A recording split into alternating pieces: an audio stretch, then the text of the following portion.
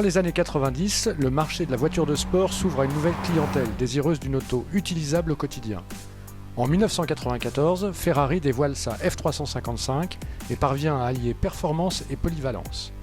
Cette nouvelle Ferrari succède à la 348 et permet à la marque italienne de prendre l'avantage sur le marché des sportives. Avec 11 273 exemplaires écoulés en 6 ans, la F355 deviendra la Ferrari la plus vendue du XXe siècle.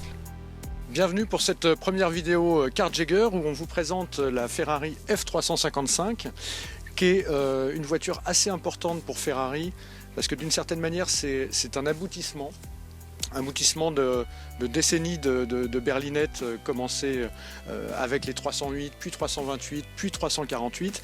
Et là la F355 on va dire que c'est la version améliorée de la 348 qui était assez belle comme voiture mais très difficile à conduire.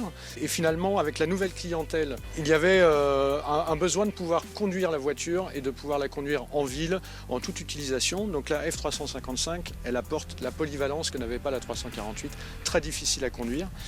Elle est aussi l'aboutissement du style parce que vous voyez en fait on est encore dans la lignée des 308, 328, mais elle a perdu ce côté années 80 et c'est tant mieux d'ailleurs, et c'était ce que voulait Luca Di Montezemolo qui était le patron de Ferrari à l'époque, le nouveau patron de Ferrari, c'était d'avoir une voiture qui soit vraiment ancrée dans les années 90 et qui abandonne un peu le style des années 80 qui était marqué par la Testarossa.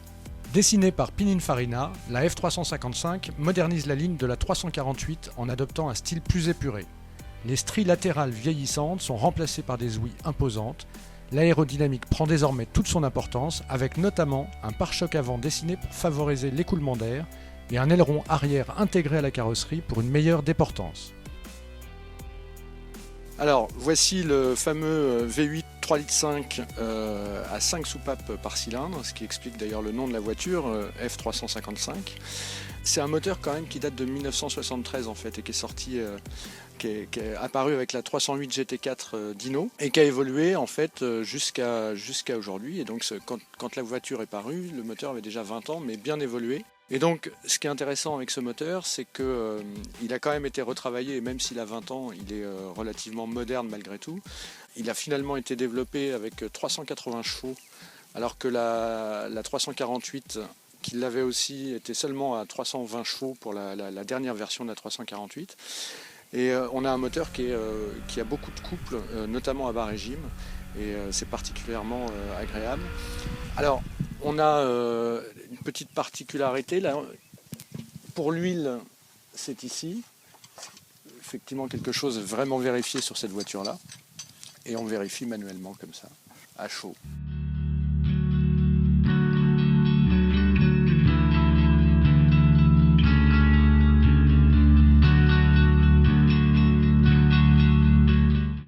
Si la F355 reste accessible pour une Ferrari, elle demande un entretien rigoureux et suivi, notamment le changement des courroies tous les 3 ans et nécessitant une dépose moteur. Acheter une telle voiture implique de prévoir un budget d'entretien non négligeable de l'ordre de 5 000 € par an. Alors nous voilà à l'intérieur de la 355. Alors, comme on peut le voir, on est vraiment dans une voiture des années 90.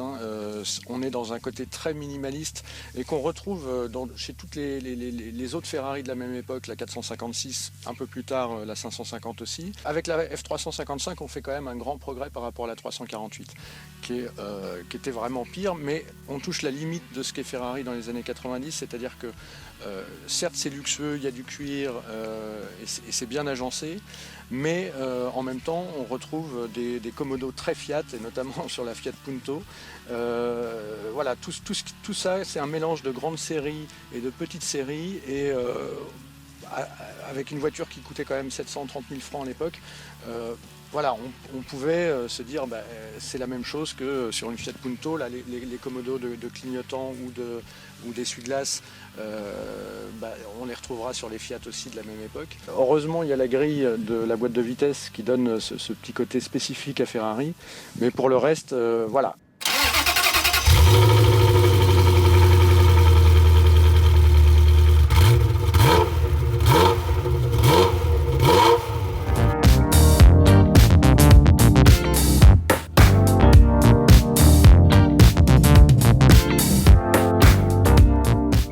Paul.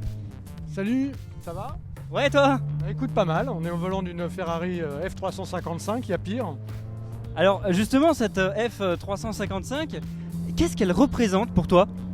Bah, en fait, elle représente pour moi, pour les gens de ma génération, le rêve d'enfant par excellence. C'est-à-dire c'est celle qu'on a vue quand on avait 15 ans, et qu'elle sortait et qu'on se disait bah, celle-là, un jour je me l'achèterai, j'aurai assez d'argent pour l'acheter. Et finalement, les années passent et quand on commence à avoir 40 ans, et ben on se dit que c'est finalement un rêve accessible et c'est le rêve d'enfant qu'on peut réaliser. Tout à coup, c'est plus rigolo de s'acheter son rêve d'enfant que d'acheter une Ferrari moderne aujourd'hui parce qu'elle représente moins de choses. Là, en plus, celle-là, elle a une image populaire, c'est-à-dire que on l'a vu dans des films comme The Rock, GoldenEye, puis dans un nombre incalculable de films. Donc voilà, il y a quelque chose de la Madeleine de Proust. Voilà. Et justement, la personne qui serait intéressée pour acheter une F355, sur quel budget se fixer? Alors globalement, c'est une voiture qui coûte moins de 100 000 euros. Alors ça peut varier en fonction du kilométrage, de l'état et même de la couleur. Mais c'est encore une Ferrari, on va dire, accessible. Voilà. Donc elle sort donc dans les années 90, cette F355. À l'époque, quelles sont ses concurrentes sur le marché? Bah, en fait, c'est une voiture qui a un positionnement assez particulier parce que ses concurrentes sont soit moins puissantes, type NSX, Honda NSX, Porsche 993, on va dire normal, Carrera classique, ou alors elles sont plus bestiales, c'est-à-dire que ça va être une Porsche 993 turbo par exemple. Mais celle-là, c'est un moteur atmosphérique. Avec 380 chevaux quand même, c'est un sacré paquet de chevaux. On peut dire que c'est le début de la course à la puissance à cette époque-là en fait.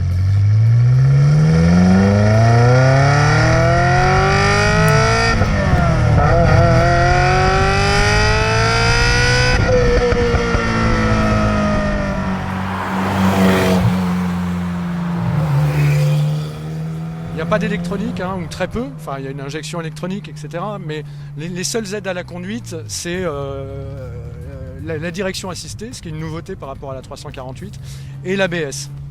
Grâce au travail aérodynamique et à son fond plat, la F355 est scotchée à l'asphalte comme une monoplace de F1. En effet, le bolide démontre une tenue de route exemplaire en profitant pleinement de l'effet Venturi, grâce à ses extracteurs et aux prises d'air NACA en forme de triangle. La Ferrari F355 était proposée en 3 variantes différentes. La GTB, modèle coupé initial, la GTS, notre modèle d'essai muni d'un toit amovible, et la Speeder, version cabriolet de la F355.